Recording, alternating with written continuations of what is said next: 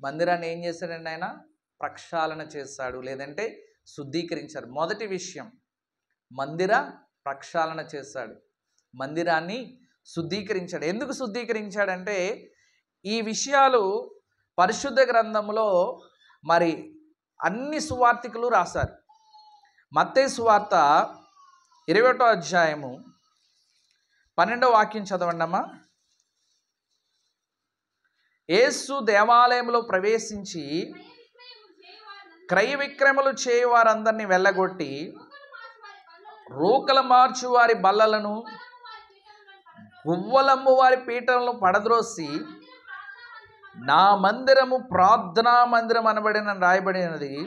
అయితే మీరు దానిని దొంగల గుహగా చేసిడిరనెను. దాన్ని ఎలా మార్చారంటండి వాళ్ళు? దొంగల గుహగా చేశారు. యేసుక్రీస్తు ప్రభువారు చేసిన ప్రాముఖ్యమైన కార్యం ఏమిటంటే దేవుని యొక్క మందిరాన్ని శుద్ధీకరించారు. దేవుని యొక్క మందిరం ఎలా కనబడుతుందంటండి? దేవుని యొక్క దేవాలయం ఎలా కనబడుతుందండి?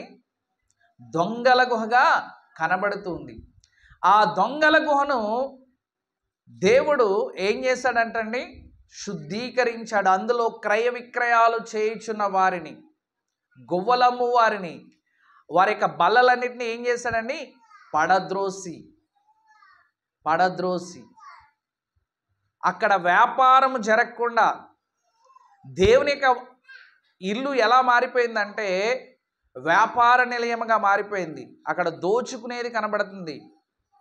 ఏం కనబడుతుందండి? దొంగల గుహ అంటే ఏంటి? వారందరూ దొంగలుగా మారిపోయారు. దేవుని యొక్క పరిచారకులందరూ అంటే ప్రజల నుంచి దోచుకునే వ్యక్తులుగా మారిపోయారు. ఈరోజు కూడా ప్రార్థనా మందిరం అనబడుతున్న స్థలం ఎంత మాత్రము ప్రజల్ని దోచుకునేదిగా ఉండకూడదు. ప్రజల దగ్గర నుంచి దోచుకునే వ్యక్తిగా సంఘ సేవకుడు కానీ సంఘం కానీ ఉండకూడదు. ప్రజలు స్వేచ్ఛగా ఇచ్చే అర్పణలు వేరు, కంఠం మీద కత్తి పెట్టి వసూలు చేయడం వేరు. దేవునికి కావలసినవి స్వేచ్ఛ అర్పణలు. బలవంతంగా ఆయన ఏ అర్పణ ఎవరి దగ్గర తీసుకొనడు. ఆయన ఐశ్వర్యవంతుడు, ఆయన ఐశ్వర్యవంతుడు. బుద్ధి జ్ఞాన సర్వసంపదలు ఆయనవే. కాబట్టి ఈరోజు దేవుని మందిరం ఎలా ఉండాలంటే దొంగల గుహగా ఉండకూడదు. నువ్వు దేవునికి ఇవ్వకపోతే ఇలా ఖచ్చితంగా ఇవ్వాలి అనే కట్టడ ఎక్కడా లేదు. అయితే ఇస్తే ధన్యం, ఇస్తే దీవెన, ఇస్తే నీకు ఆశీర్వాదం. అంతేగాని ఇది ఖచ్చితంగా నువ్వు ఇవ్వాలి ఇస్తేనే నువ్వు దేవుని బిడ్డవు, ఇవ్వకపోతే నువ్వు దయ్యం బిడ్డవని కాదు. దోచుకునే వ్యవస్థను దేవుడు వ్యతిరేకించాడు. దేవుని పేరు చెప్పి దోచుకునే వ్యవస్థ ఈరోజు నడుస్తుంది. నీకు ఇది ఇస్తే ఉద్యోగం వస్తుందని చెప్పేవాళ్ళు కొంతమంది, నువ్వు ఈ కానుకిస్తే నీ వివాహం అవుతుందని కొంతమంది, నువ్వు ఈ కానుకిస్తే నీ కొరకు మేము ప్రార్థన చేస్తాం, ఇవ్వకపోతే చెయ్యం. నీ ప్రేయర్ రిక్వెస్ట్ దాని మీద రాసి అర్పణ పెట్టి ఇంతే ఇవ్వాలని కూడా డిసైడ్ చేసే వాళ్ళు ఉన్నారు. సో ఆ దోపిడీ వ్యవస్థను దేవుడు వ్యతిరేకిస్తూ ఉన్నాడు. ప్రజల దగ్గర నుంచి దోచుకునే దాన్ని వ్యతిరేకిస్తూ ఉన్నాడు.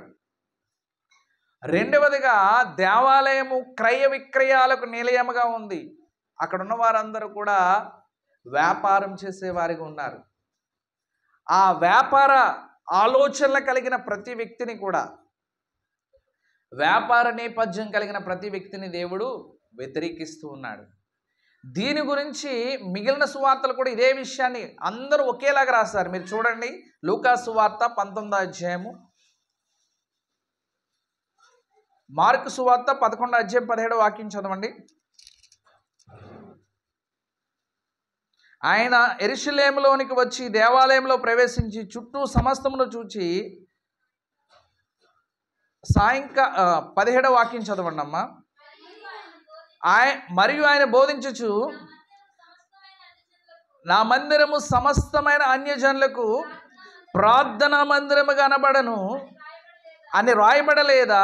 అయితే మీరు దాన్ని దొంగల గుహగా చేస్తున్నారు. సమస్తమైన ప్రజలకు ప్రార్థనా మందిరం అని మత్తయి అంటే మార్కు గారు ఏమంటున్నారండి? సమస్తమైన అన్యజనులకు ప్రార్థనా మందిరం అనబడును కదా, దాన్ని మీరు ఎందుకు దొంగల గుహగా చేస్తున్నారు? కొన్ని చర్చెస్లో మీరు చర్చిలోనికి రావాలంటే సభ్యత్వం తీసుకోవాలనే పరిస్థితి ఉంది. చర్చ్ సభ్యత్వం తీసుకుంటేనే ఎంట్రీ కార్డ్ ఎట్టి స్కాన్ చేస్తేనే, స్వైప్ చేస్తేనే లోనికి డోర్ ఓపెన్ అవుతుంది, లేదంటే డోరు ఓపెన్ కాదు. కొన్ని అర్పణలు అర్పిస్తేనే ఆ సంఘ సభ్యులుగా మనం పిలువబడతాం.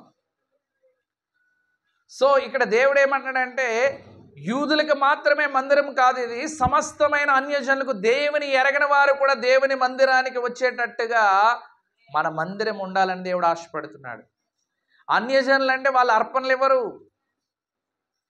దేవునికి అర్పణ ఇవ్వాలని తెలియదు వాళ్ళకి.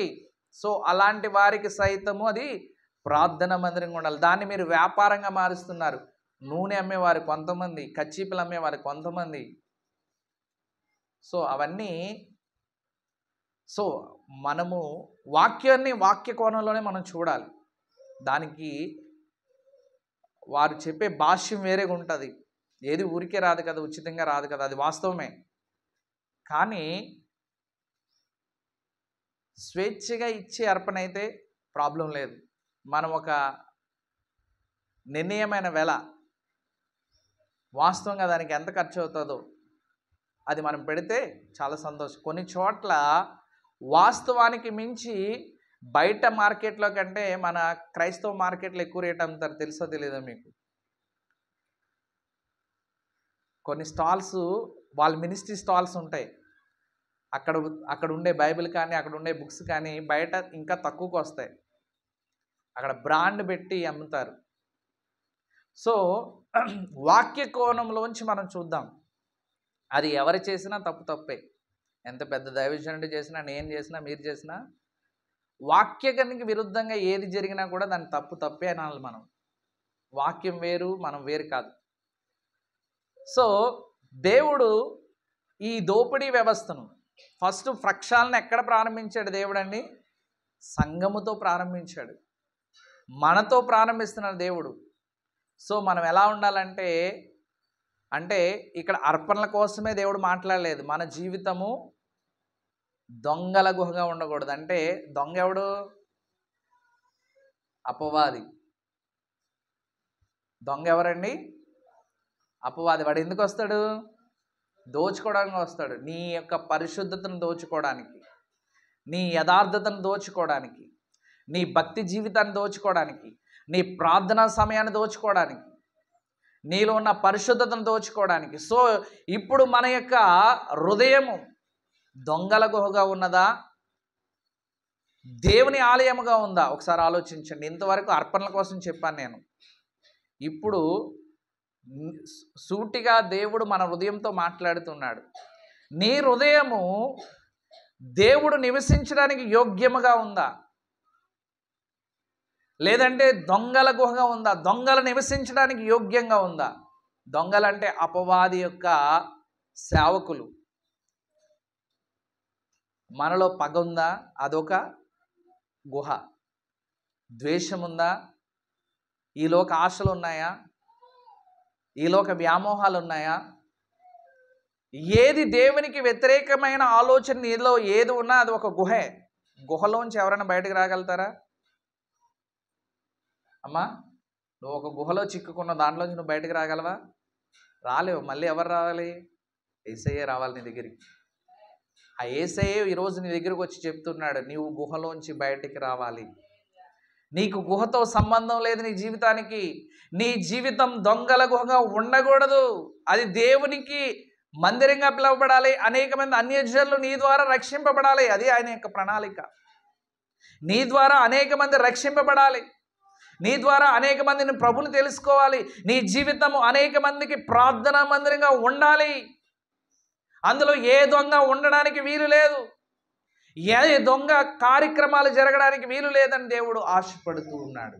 కాబట్టి మొదటి శుద్ధీకరణ భౌతికమైన మందిరంతో చేశాడు, రెండవదిగా మన యొక్క హృదయం అనే దేవాలయంతో చేశాడు. ఈరోజు మనము మన యొక్క హృదయములో ఏ దొంగకు నిలయంగా ఉంది? కొంతమందికి పేరు ప్రతిష్టలనే వలయంలో చిక్కుకుంటారు, ధనము సంపాదన అనే వలయంలో చిక్కుకుంటారు, కోరికలనే గుహలో చిక్కుకుంటారు.